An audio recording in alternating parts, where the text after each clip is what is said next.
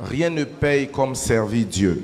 De tous les domaines d'investissement dans la vie, il n'y a pas un domaine avec un faux taux de rentabilité comme le service de Dieu. Le retour sur investissement dans le service de Dieu n'a pas d'égal, n'a pas de comparable sur la terre. Bien-aimé, j'aimerais te dire que Dieu n'a pas d'ouvriers, il a des salariés.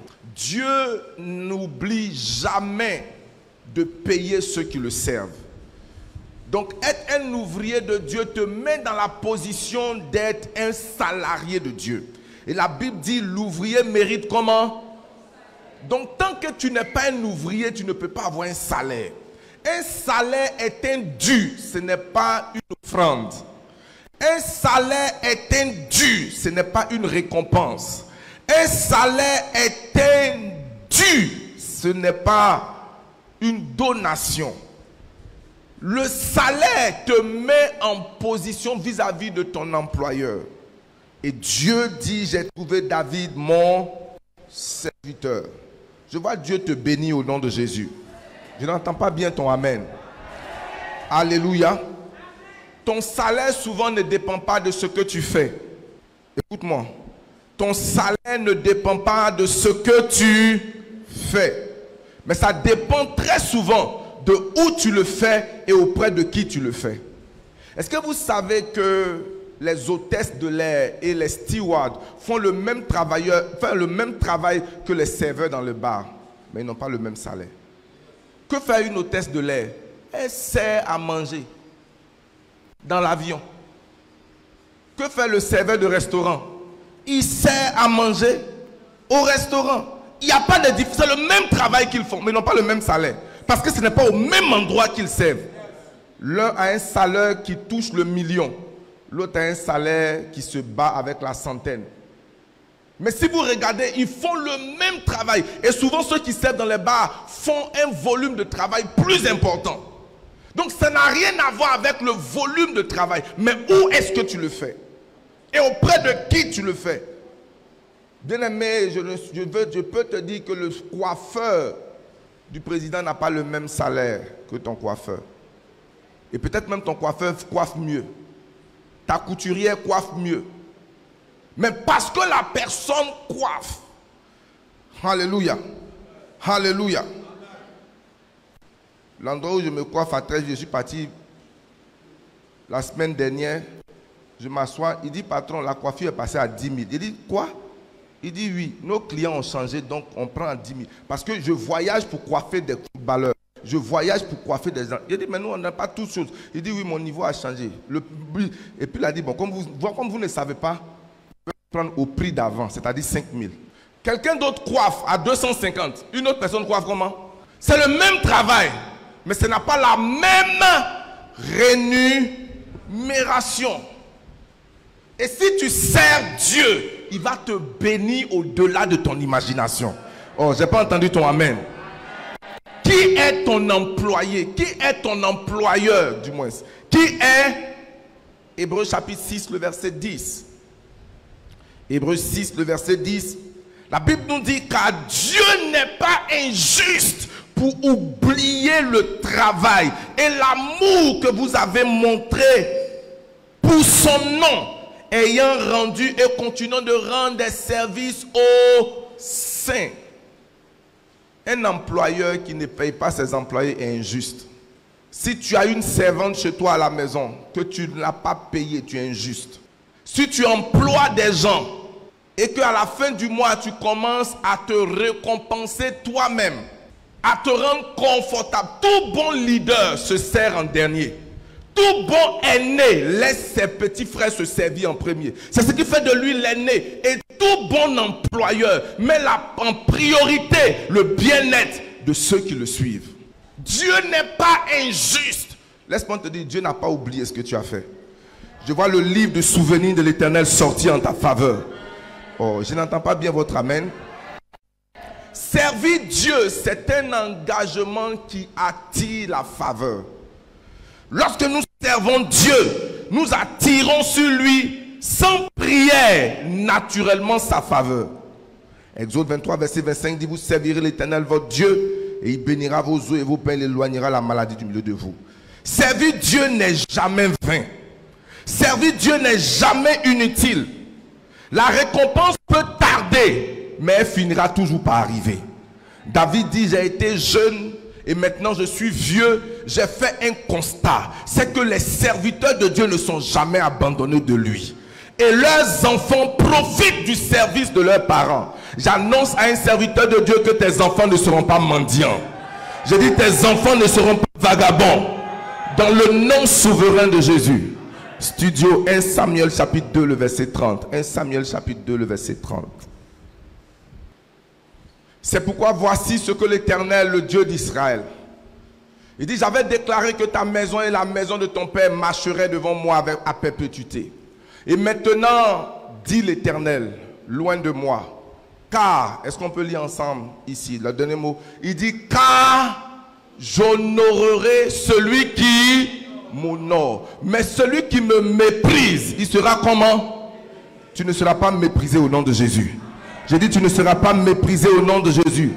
Dieu récompense, Dieu paye le salaire de manière fidèle et juste. Bien aimé, quand tu sers Dieu, il ne te paye pas à la fin du mois, il te paye chaque jour. Il te paye à quel moment? Les hommes reportent leur paiement à la fin du mois. Dieu paye, c'est pourquoi la Bible dit, Dieu remplit chaque jour de bénéfices. Et quand il nous demande de prier, il dit, donne-nous à quel moment? Le pain symbolise en Israël le salaire. Il dit, donne-moi en ce jour. Bien aimé, on avait une église forte. Je servais dans une église, vous la connaissez tous, une chapelle. Et la plupart des gens qui étaient dans l'église aux deux plateaux étaient des fonctionnaires de la BAD, des fonctionnaires internationaux. Et c'est là-bas que j'ai appris qu'eux, on ne les paye pas à la fin du mois. On les paye chaque 2 semaines. Donc l'église ne sentait pas milieu de mois. Milieu de mois est comme fin du mois. C'est là où les gens viennent bénir. Donc, si les hommes payent certains de leurs employés chaque 2 semaines, c'est-à-dire on te paye un salaire de 2 millions à la fin du mois. 2 semaines après encore, on vient te donner un salaire.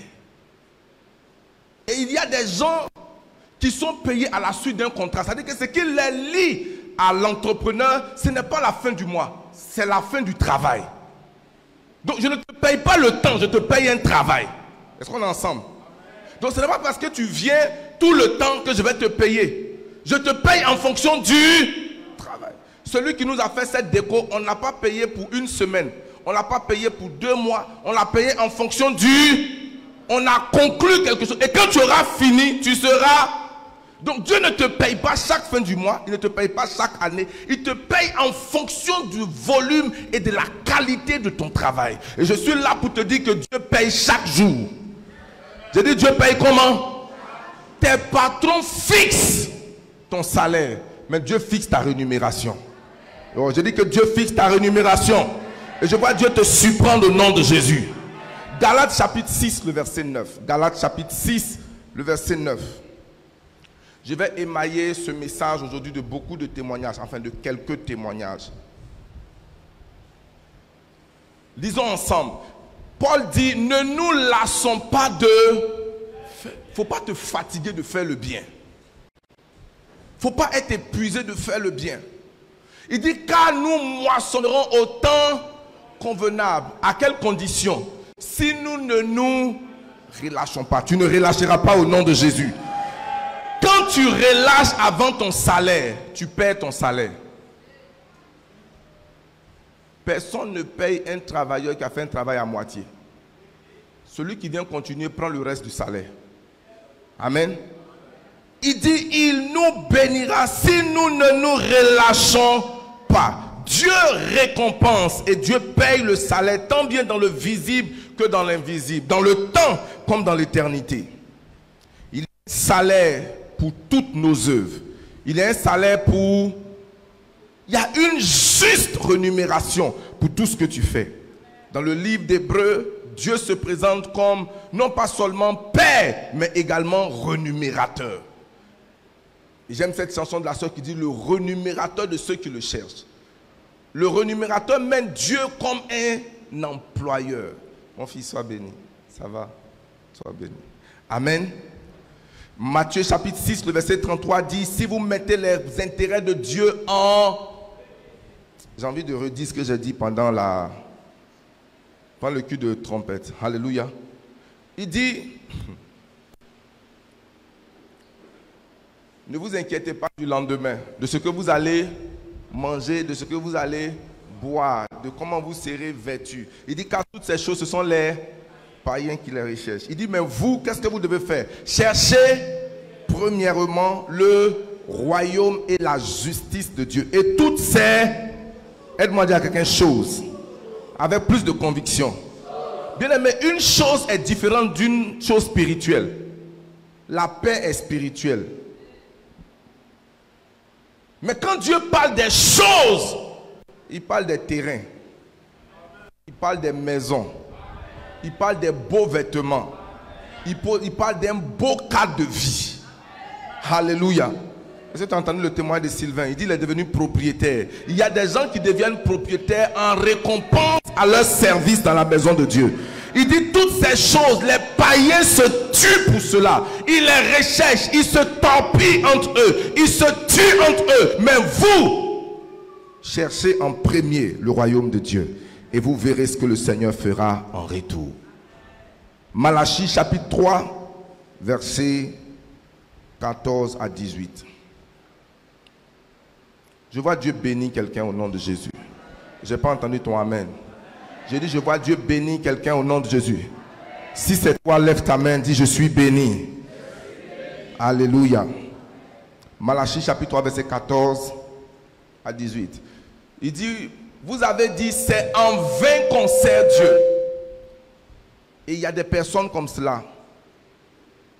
Parce qu'ils n'ont pas vu le résultat de leur service. Il y a longtemps que je sers dans la maison de Dieu. Il y a longtemps que je suis dans la chorale. Il y a longtemps que je suis pasteur. Il y a longtemps que je fais abbé. Il y a longtemps que je chante. Il y a longtemps que je chante. La dernière fois quand j'ai vu mon fils le griot chanter, je voyais son chant cette fois-ci comme une lamentation. Il dit, Daddy, on me demande quand je vais percer. Quand est-ce que mon album va exploser? Ceux qui viennent après moi me dépassent. Seigneur... C'était plus l'adoration, c'était une complainte devant le Seigneur. Seigneur, quand est-ce que tu vas... Et souvent, il est possible qu'on se pose ce genre de questions. Et particulièrement quand tu sers Dieu dans la vérité. Quand tu sers Dieu dans la sincérité. Tu regardes autour de toi et tu te dis, finalement, le temps que je prends, que j'ai pris pour être dans la maison de Dieu, si je prenais pour poursuivre mes propres rêves, peut-être que je serais quelque part. À un moment donné, tu te poses ce genre de questions. À un moment donné, tu analyses ta vie et tu te dis, mais tout ce temps que j'ai pris à la répétition, quand je regarde des gens qui ne répétaient pas comme moi et que j'observe leur vie, je me dis à quoi ça sert. On continue. Qu'avons-nous gagné à observer ces préceptes, à marcher avec tristesse à cause de l'Éternel des armées? Verset 15. Maintenant, nous estimons heureux les hautains. Oui, ceux qui ne connaissent pas Dieu prospèrent. Et ils tentent Dieu. Ils mettent Dieu à l'épreuve. Ils injurient même Dieu. Ils te regardent pour dire, où est ton Dieu?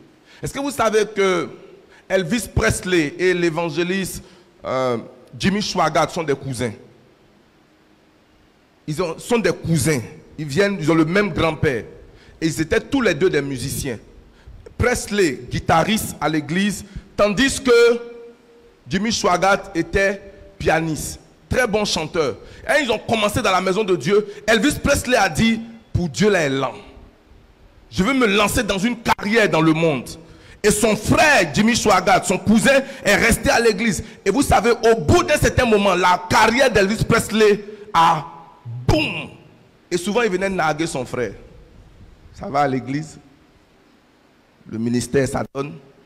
Je suis une star interplanétaire. Il a vécu combien de temps? Il est mort très jeune. Il n'y a rien qu'on peut comparer au don de la vie. J'ai dit, il n'y a rien qu'on peut comparer au don de la vie.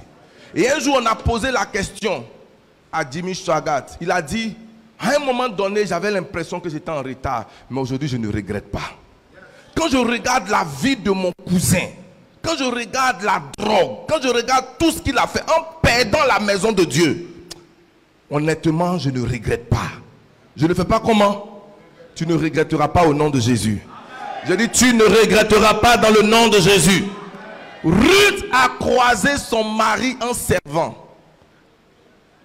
Et souvent ton mariage traîne parce que tu n'es pas encore serviteur de Dieu. J'aimerais dire à quelqu'un, ne te décourage pas, le salaire vient. J'ai dit, ne te décourage pas, le salaire vient. Ta pêche désastreuse va se transformer en pêche miraculeuse. Je dis, ta pêche désastreuse va se transformer en pêche miraculeuse. Dans le nom puissant de Jésus. Si servir Dieu est si important, comment donc de manière concrète et effective je peux être au service de Dieu? Si je suis au service de Orange, je comprends que le matin je me lève à 8 heures, je vais à un bureau et il y a un cahier de charges qu'on me confie. Si je suis comptable, on me dit voici ce que tu dois renseigner du matin à telle heure et tu sors. Et quand tu arrives, on te met ton empreinte, tu notes ton empreinte. Et si tu as des heures qui manquent à la fin, le service des ressources humaines calcule ton temps de travail et te paye en fonction de ce que tu as accompli comme travail. Donc si je travaille pour une institution, si je travaille pour quelque chose, ce n'est pas parce qu'on m'a employé, mais on attend des choses de moi. Que signifie donc servir Dieu de manière effective? Premièrement, nous servons Dieu avec notre vie personnelle et notre caractère. Nous servons Dieu avec notre vie personnelle et notre caractère. Bien aimé, rien ne dessert Dieu comme un chrétien qui a un mauvais caractère. J'étais à Dakar. Lorsque, vous savez, dans les pays musulmans, ce n'est pas facile d'évangéliser. C'est pas comment? C'est pas facile d'évangéliser. Hervé, c'est pas facile. Et on allait évangéliser des gens. Et notre cible, c'était souvent les étrangers, ceux qui sont venus se chercher, les fonctionnaires, les gens qui travaillent à la BCAO, et puis les Casamançais. Et on allait évangéliser des Casamançais qui ont accepté de venir à l'église. Et quand ils sont venus à l'église, on avait quelqu'un qu'on appelait responsable des hommes. À un moment donné, 2 des personnes se sont levées, ils sont partis. Et on les a interpellés, on dit pourquoi? Il dit, si lui est dans votre église, je ne peux plus venir là. Il dit, le monsieur est dans votre église? Non, on ne peut pas venir là. Il a mis notre évangélisation à l'eau. Il dit, tout le monde, mais si lui là, il est dans votre église, ce n'est pas une bonne église. Tu vois comment ton comportement en dehors de l'église peut desservir Dieu. Donc la meilleure et la belle manière de servir Dieu, c'est de servir Dieu avec ta vie personnelle et ton caractère. Et que des gens disent dans ton lieu de travail, disent au quartier, si jamais un jour je dois marcher avec Dieu, ça sera dans ton église. Que les gens disent, je veux marcher avec ton Dieu. Sois intègre, sois honnête, sois juste. Vis une vie de sainteté. Respecte ta parole donnée et respecte la parole de Dieu. Comment pouvons-nous servir Dieu? Dans la prière. Luc chapitre 2, versets 36 à 7. Quand tu sers Dieu avec ta vie personnelle, Dieu te récompense dans une dimension extraordinaire.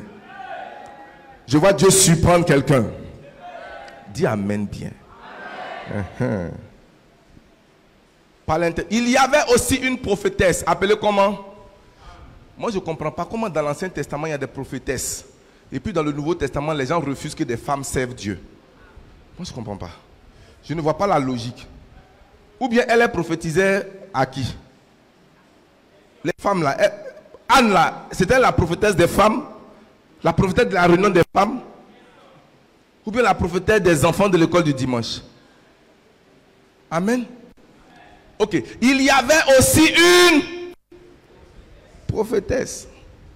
Elle s'appelle Anne, fille de Phanuel, de la tribu. De la tribu de qui? d'Azer. Elle était fort avancée en âge. Et elle avait vécu 7 ans avec son mari depuis sa virginité. Alors verset 37. Restée veuve et âgée de 84 ans, elle ne quittait pas le temple et elle servait Dieu nuit et jour dans la prière et dans le jeûne. Elle était dans la prière. La Bible dit que elle, son service, n'était pas balayé. Elle faisait un service qui était dans la prière. Jésus dit, quand vous priez, dites que mon Père, que ton règne vienne. Bien-aimé, dans le service de Dieu, il y a beaucoup de prières. Même l'apôtre Paul, malgré sa grandeur, il a dit, priez pour moi. Priez pour moi. Et quel était le sujet? Il dit, priez pour qu'une porte soit ouverte. Priez pour que telle chose se fasse. Priez pour que les gens retournent leur cœur. Priez, priez. Lorsqu'avant de venir à l'église, tu ne pries pas seulement pour dire, Seigneur, touche-moi. Seigneur, visite-moi. Seigneur, mes enfants. Et que tu dis, Seigneur, que ta présence se manifeste au culte. Seigneur, agis de manière... Quand tu le fais, tu es en train de servir Dieu. Je n'ai pas entendu ton amen. Tu es en train de faire comment? Servir Dieu. La Bible nous parle d'Ézéchiel qui avait un ministère où il se tenait à la brèche. Il se tenait comment? À la brèche. Ézéchiel 22, verset 30. Ézéchiel 22, verset 30. Lorsque tu prends un jour de jeûne pour prier pour les nouveaux convertis, tu es en train de servir Dieu. Quel est ton sujet de prière aujourd'hui? Je prie pour les nouveaux convertis. Qu'ils soient établis, qu'ils soient enracinés dans la maison de Dieu. Quel est ton sujet de prière? Je suis en train de prier pour un pasteur qui n'est pas de mon église, qui est en train de traverser un challenge. C'est pour lui que je suis en train de prier. Ah, on n'a jamais vu ça. Non, c'est ce que je suis en train de faire. La Bible dit que l'Éternel restaura Job dans son premier état. Parce que Job a fait quoi? Job a prié pour ses amis. Je veux que tu sois avec moi capable de dégager 3 jours pour prier pour une personne. Non pas simplement de lui dire, envoyer un message pour dire, je suis en jeûne pour toi pendant que tu manges. Mais réellement dans la prière pour cette personne. Ézéchiel chapitre 22 verset 30. Je cherche parmi eux un homme qui élève un... Je cherche parmi eux un homme qui élève un mur, qui se tienne à la brèche devant moi en faveur du pays. Pour quelle raison? Afin que je ne le détruise pas. Beaucoup parmi nous ont été préservés par la prière de nos parents. Certains parmi nous ont été délivrés de certains accidents parce que quelqu'un intercédait. Où est Karine? Madame Kanga. Que Dieu fasse quoi pour elle? Que Dieu la garde? Non, c'est pas ce que j'ai envie de dire. Que Dieu lui pardonne. Amen. Elle a évité un accident parce que des gens priaient pour elle. Quelqu'un a vu de nous. Prions, prions pour la sœur Karine. Prions, prions. Le Seigneur dit, je cherche un homme qui se tienne à la brèche, qui intercède pour ne pas que je détruise. Aujourd'hui, on a plus de gens qui veulent la destruction des gens que des gens qui intercèdent. Plus de gens qui accusent que qui intercèdent. Plus de gens qui détruisent que qui n'intercèdent. Seigneur, je mets tel frère devant ton trône. Tu ne l'apportes pas devant le jugement. Tu l'apportes dans l'intercession. Et ce message, c'est sans contredire le message du dimanche dernier. Si elle t'a fait du mal dans une autre dimension, il faut l'emmener devant Dieu dans le jugement. Mais il y a des gens que tu apportes devant Dieu dans l'intercession. Et tu es en train de gémir. Seigneur, tu te souviens d'Abraham. Abraham qui a intercédé pour Lot. Seigneur, souviens-toi. Pas simplement durant les réunions d'intercession. Chaque fois que tu te mets à genoux pour prier en faveur de quelqu'un d'autre, la Bible voit cela comme le service. Y a-t-il des serviteurs de Dieu parmi nous? J'ai dit des serviteurs de Dieu parmi nous. Comment est-ce que je sers Dieu? Par l'évangélisation et le témoignage. Il dit allez partout et faites de toutes les nations des disciples. Quatrièmement, comment de manière pratique je sers Dieu? Je veux te dire que servir Dieu, ce n'est pas être simplement pasteur ou chanter. Servir Dieu, c'est utiliser ses dons, ses talents pour l'avancement du royaume de Dieu. Nous sommes tous des serviteurs si nous servons véritablement à la cause du Seigneur. C'est vrai qu'il y a des gens qui sont des profiteurs, mais il doit y avoir des serviteurs. Nous pouvons servir Dieu dans l'église. On sert Dieu comment? À la chorale, à l'accueil, au nettoyage, à l'audiovisuel, à toutes ces choses. Vous ne pouvez pas comprendre les centaines et les milliers de personnes qui sont bénies juste en nous suivant par les ondes. De permettre que la parole de Dieu arrive aussi loin qu'au Guatemala, que des petites vidéos, que chaque dimanche et chaque lundi, je reçois régulièrement pour dire, mais homme de Dieu, je ne sais pas, je ne vous comprends pas, mais chaque fois que je pense à quelque chose, chaque fois que j'ai un souci, chaque fois que je me pose des questions doctrinales sur ma vie et que j'ouvre votre page, je suis béni. Il y a des pages sur lesquelles je vais pour rire et il y a des pages sur lesquelles je pars pour être édifié, où je suis construit, où je suis béni. Hier, Lionel de la sécurité m'a envoyé une conversation qu'il a eu quelqu'un. Il dit, ah, j'ai perdu le contact de Daddy. Il faut que je voie Gérald. Il dit, il était sécurité. Il dit, aujourd'hui, je suis en Allemagne. Et je perçois que le temps que j'ai fait avec Daddy, le temps que j'ai fait à la sécurité, c'est ce que Dieu me bénit aujourd'hui. Et il était en train de dire à Lionel, qui est ailleurs, il dit, il faut servir Dieu avec Daddy. Il ne faut pas écouter les oreilles des gens. Il faut servir. Il faut faire comment? C'est Dieu. Bien aimé, il n'était même pas là quand il partait. Je ne suis pas au courant qu'il a pris visa. Mais voici quelqu'un loin là-bas qui rend témoignage. Tout simplement parce que à mon anniversaire, pas quelques jours avant, Lionel a juste posté une photo de moi. Puis il a dit, ah, ça c'est le pasteur. Bien aimé, ce n'est pas simplement à God Family, mais je veux te dire que si tu as l'opportunité de servir Dieu sans attendre un salaire humain, fais-le, car Dieu n'oubliera pas ce qu'il fait pour toi. Oh, j'ai pas entendu ton amen. Bien aimé, ce n'est pas simplement à God Family, mais je veux te dire que si tu as l'opportunité de servir Dieu sans attendre un salaire humain, fais-le, car Dieu n'oubliera pas ce qu'il fait pour toi. Oh, j'ai pas entendu ton amen. Nous servons Dieu également par notre soutien matériel et financier. Nous servons Dieu comment? Par l'argent et par le matériel. Soutenir les missions, soutenir les pauvres et soutenir les projets spirituels. Bien aimé, une croisade d'évangélisation ne coûte pas que la prière, ça coûte de l'argent.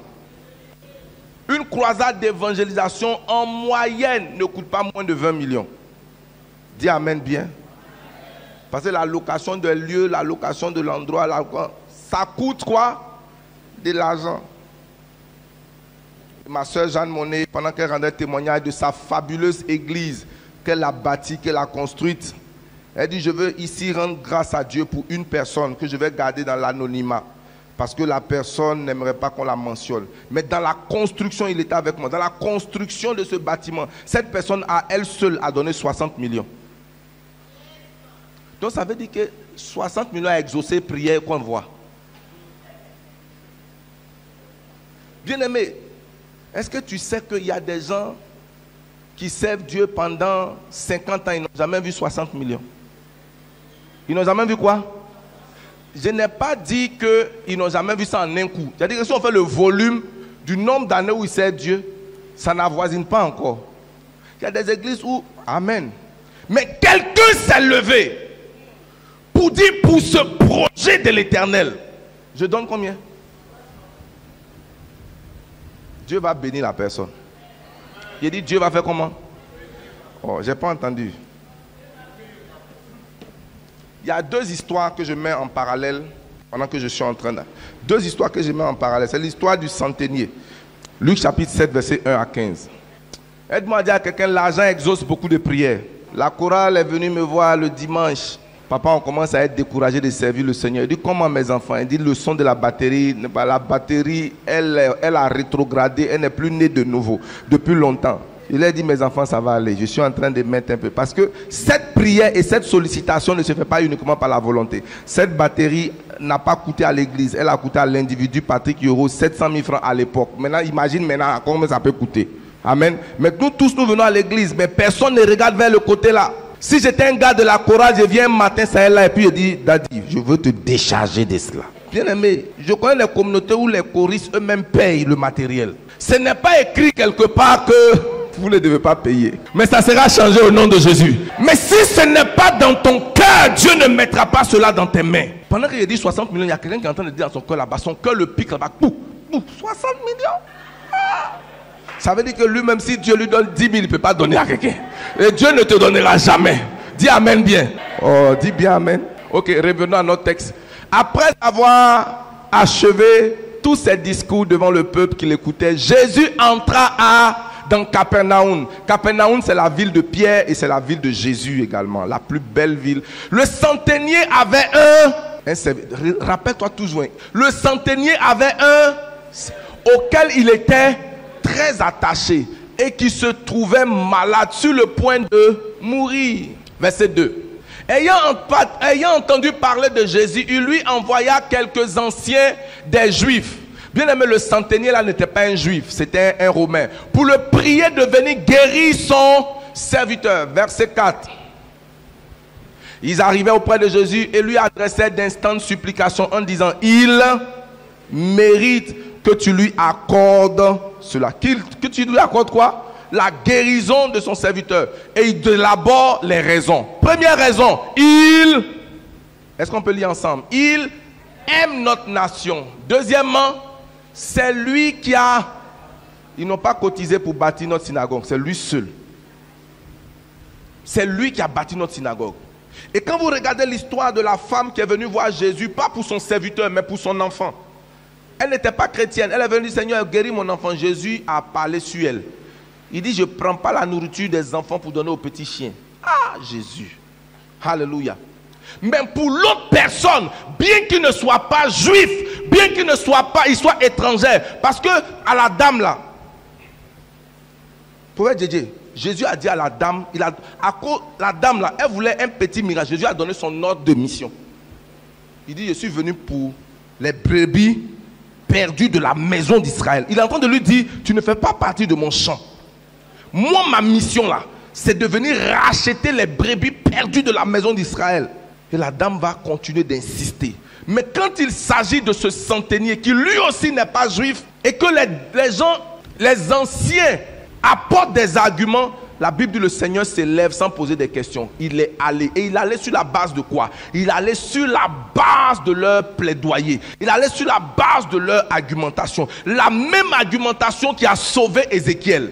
Seigneur, souviens-toi que j'ai marché avec intégrité et fidélité dans ta maison. Toi, non seulement tu n'es pas sûr de ton salut, service de Dieu aussi, quand on regarde dans ton compte du ciel, c'est à 0. C'est Dieu, il te bénira. Bien aimé, il y a des choses que Dieu fait dans ta vie aujourd'hui qui ne sont aucun lien avec ce que tu fais aujourd'hui. C'est plutôt des choses que tu as faites dans ton passé. Je vois Dieu récompenser quelqu'un à l'infini au nom de Jésus. J'ai dit: je vois le Seigneur récompenser quelqu'un à l'infini au nom de Jésus. Donc nous devons servir Dieu avec notre argent. Nous devons servir Dieu avec notre matériel. 2 Corinthiens chapitre 9 versets 7 à 8. Seigneur, quand tu vas me bénir, j'ai donné. Tu es un menteur. Donne à ce que tu as là. C'est là que le Seigneur saura que tu vas donner. Il dit: celui qui est fidèle dans peu de choses sera comment? Il sera fidèle dans grand. Non, Seigneur, quand tu vas me donner. Maintenant là, c'est pas beaucoup. Quand tu vas me donner, le Seigneur. 2 Corinthiens chapitre 9 verset 7 à 8. Il dit que chacun donne comme il a résolu. Donc que chacun donne. On ne donne pas en groupe. On ne donne pas comment? Que chacun donne comme il a résolu en son cœur, sans tristesse ni contrainte. Car Dieu aime celui qui donne avec. Donc quand nous venons à l'église, il n'y a pas que Dieu qui nous donne. Dieu aime ceux qui donnent. Donc Dieu s'attend à ceux qui donnent. Ceux qui donnent pour son royaume. Ceux qui donnent pour l'avancement de son royaume. Bien-aimé, si tu es incapable d'offrir un verre d'eau, tu seras incapable d'offrir un terrain. Il y a des gens dans ce royaume. Et c'est parce que le pasteur tout l'état allait avec nous au Ghana. J'ai pris un groupe de pasteurs, nous sommes arrivés au Ghana. Et il y a un homme qui a offert au pasteur Adjina Saré toute une université, clé en main. De la même manière que Sylvain est venu rendre témoignage, non, c'est l'enseignement. Lui aussi, il est venu rendre témoignage seulement qu'à la fin, il y a eu quelque chose qui a suivi. Il dit: je suis venu dans cette église dans des conditions bizarres. J'étais à terre, j'étais endetté. Et je suis venu m'asseoir il y a quelques années et l'enseignement, les prières, le ministère de l'homme de Dieu m'a aidé. Je me suis relevé. Aujourd'hui, je suis capable de faire beaucoup de choses, de mettre ma famille à l'abri du besoin. Et je me suis interrogé sur qu'est-ce qui ferait plaisir à l'homme de Dieu. Et je vois très souvent qu'il parlait de bâtir une école, une université pour pouvoir former les jeunes selon les valeurs du Seigneur. Et je suis là aujourd'hui pour dire que voici les papiers du terrain, voici les papiers du bâtiment, afin que son rêve s'accomplisse. Que Dieu te bénisse. J'ai dit que Dieu te bénisse. Nous devons servir par amour pour les autres. Nous devons servir par amour pour les autres. Lisons Hébreux chapitre 6, le verset 10. Car Dieu n'est pas injuste pour oublier votre travail. Et la Bible dit, quels sont ce travail? Il le dit clairement. L'amour que vous avez montré pour son nom et les services que vous rendez aux saints. Chaque fois que tu sers un saint, chaque fois que tu rends un service aux saints dans l'amour, Dieu interprète ça comme le servir. Y a-t-il des serviteurs au milieu de nous? Aide-moi à dire à quelqu'un, servir, Dieu paye. Bien aimé, je suis le produit de ce que Dieu paye. J'ai dit, je suis le produit de la certitude et de la vérité que Dieu paye et il paye bien. Quand Dieu décide de te payer, il te paye comment? Bien. Il te paye bien. Alléluia. J'ai dit alléluia. J'ai commencé à servir Dieu, on avait défini mon salaire. Parce que de tous ceux qui sont rentrés dans le ministère avec moi, j'étais le moins diplômé. Celui qui était juste à côté de moi avait un bac plus 5. Il avait une maîtrise. Et donc il avait un très bon salaire. Seulement que j'avais un autre cœur. Je ne m'arrêtais pas à ce qu'on me demandait de faire. Je servais Dieu avec mon cœur. Et j'ai commencé à me rendre compte que le salaire que mes amis percevaient chaque mois, Dieu s'arrangeait à me le donner chaque jour. Et je ne dis pas du mensonge devant Dieu. Chaque jour, il y a toujours quelqu'un, que ce soit à l'église ou à l'extérieur de l'église. Homme de Dieu, je veux te bénir. Pendant qu'ils avaient des positions, bien aimé, je te dis la vérité, j'aurais aimé avoir ces positions. J'aurais aimé avoir aussi de grands diplômes, avoir une maîtrise en économie. Mais je me suis rendu compte que quand Dieu veut te bénir, il ne regarde pas seulement ton diplôme, il regarde le volume du travail que tu fais pour lui. Alléluia. J'ai dit alléluia. J'arrive au Cameroun. En tant que chef de mission, j'ai droit à une voiture. J'arrive, l'église est un garage. Et ceux qui sont au Cameroun, qui nous suivent, témoignent. Les photos sont partout. L'église est un garage. Et il y a le sable partout. Et quand j'arrive, il n'y a pas de véhicule de service, il n'y a rien. Et ce qui existe là, ce sont les benziques, c'est-à-dire les motos qui prennent les gens. La première fois que je suis monté sur la moto, je dis, Seigneur, ce n'est pas ce que tu m'as dit. C'est pas comment? Ce n'est pas ce que tu m'as. Je n'ai pas entendu. Je dis, ce n'est pas ce que tu m'as. Une autre fois, je monte dans un taxi. Là-bas, il n'y a pas de taxi compteur. Donc vous montez. J'étais devant. Je suis monté près du chauffeur. Et puis à un moment donné, quelqu'un nous arrête. Il regarde derrière moi, les places sont pleines. J'ai dit, mon chauffeur, où il va monter? Il dit, à côté de toi. C'est là où tu es là, c'est 2 places. J'ai dit, le gars monte, il met ses aisselles sur moi d'une certaine façon. J'ai dit, Seigneur. J'ai dit quoi? Bien aimé, je commence à prier le Seigneur. Seigneur, tu m'as donné cet train de vie. Je suis là pour te servir. Ce n'est pas que la prière a été formulée d'une certaine façon. Bien aimé, c'est un berger catholique. Il s'appelle Laurent Ballet. Je mentionne le nom. Laurent Ballet m'a dit, papa, je sens que le Seigneur m'a mis quelque chose à cœur. J'ai dit, comment ça? Il dit, papa, est-ce que tu as un besoin? J'ai dit, oui, j'ai un besoin. Il dit, mon besoin là, ce n'est pas un besoin de... J'ai un vrai besoin. Il dit, quel est le besoin? J'ai dit, ici, je n'ai pas de voiture. Il dit, il te faut combien pour avoir une voiture? J'ai dit, autour de 3 millions. Il dit, je t'envoie 5 millions. Le lendemain, il envoie 5 millions. Laurent Ballet est là. Il envoie 5 millions pour prendre le véhicule. Et quand je prends le véhicule, que j'arrive à Douala, mes responsables me disent, ton salaire ne peut pas te permettre de payer le type de voiture que tu as. Et on envoyait des auditeurs derrière moi à Abidjan pour voir où l'argent de la voiture est quitté. Il a dû voler. Ils ont retracé. L'église s'est rendu compte qu'il me devait 8 millions. Papa Koné est là pour témoigner. L'église s'est plutôt rendu compte qu'il me devait à moi.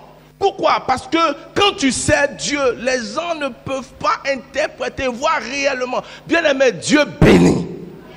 Pourquoi tu ne dis pas bien amen? Quand tu le sais, non pas en regardant les hommes comme tes employeurs, et que tu le fisses comme étant ton employeur, il te bénit. Et les témoignages comme ça sont légion. Ils sont comment? Légion. Ceux qui sont proches de moi le savent, sont légion. Des choses extraordinaires. Juste fais ce que tu as à faire. Souvent tu t'en vas servir Dieu quelque part. Et quand tu finis de faire, c'est toi-même qui sèmes pour aider l'homme de Dieu. Mais après cela, Dieu ouvre des portes étranges. Tu n'as pas dit non.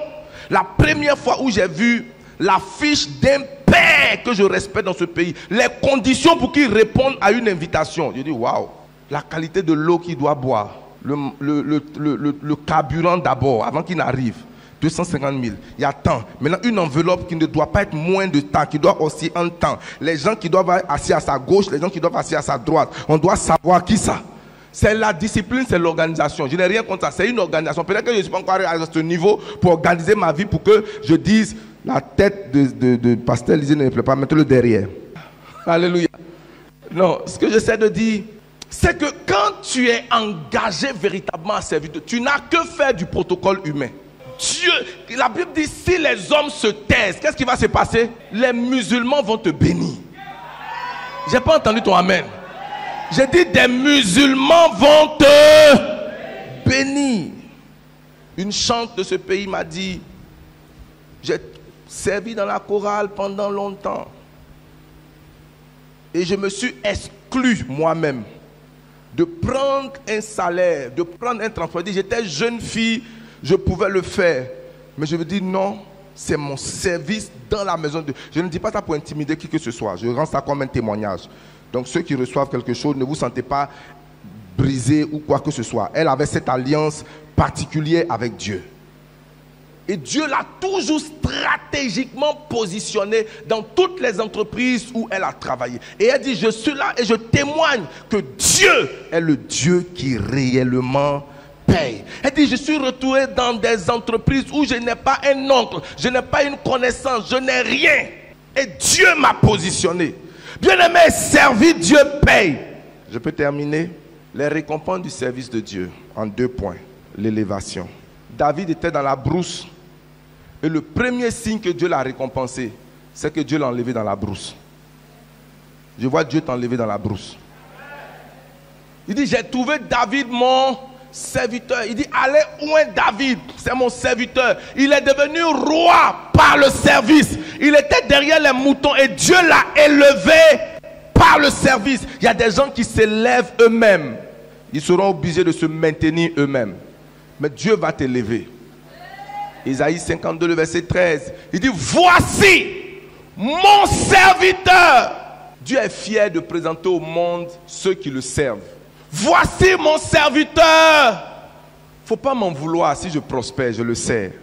C'est la récompense de ceux qui le servent. Je ne connais pas le témoignage d'autres personnes, mais le Dieu de la Bible dit que si nous le servons, nous devons nous attendre à la prospérité. Deuxièmement, il montera. Il va faire comment? Il montera. Je te vois monter dans les sphères de la vie. Il s'élèvera. Et il se lèvera bien haut. Que Dieu t'élève. Que Dieu bénisse l'écoute de sa parole ce matin.